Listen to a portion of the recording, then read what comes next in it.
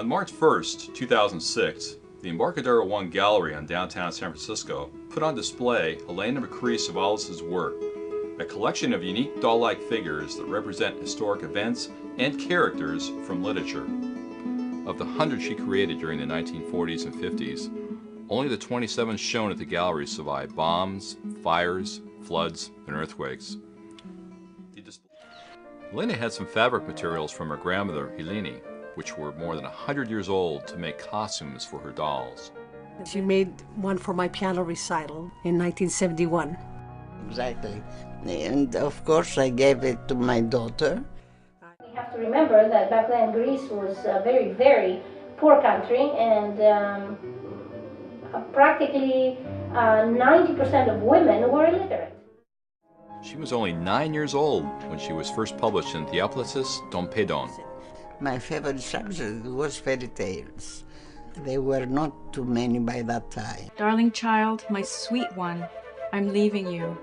May my soul and love be with you always.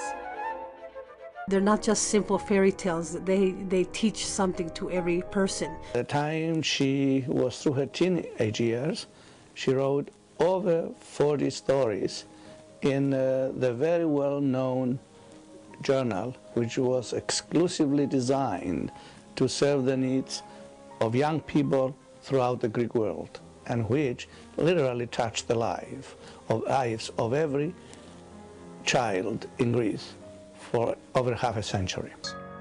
She also wrote about 50 theatrical plays dealing with issues facing young women at the time. Many of these plays were performed in summer theater outside Athens during self-improvement gatherings for young women in the town of Ikali.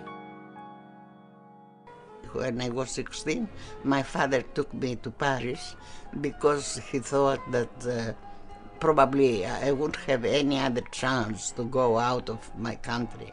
But he was wrong, because the only person who traveled outside of our country, it was me. Επεισόδιο ότι κάποτε η Alliance Française είχε κάνει ένα διαγωνισμό στον οποίο έλαβαν μέρος 1.600 άτομα.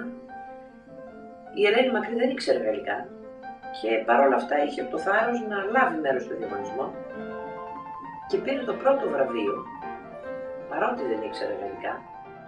She felt very lonely and away from Greece, and she didn't know what to do, so she decided to make a doll to keep her company. And she was so pretty that I made another one and another one and another one. And so in a little while I had a lot of dolls around me. For example, the bride that leads the dance. On Greek weddings, sometimes you dance for a whole week.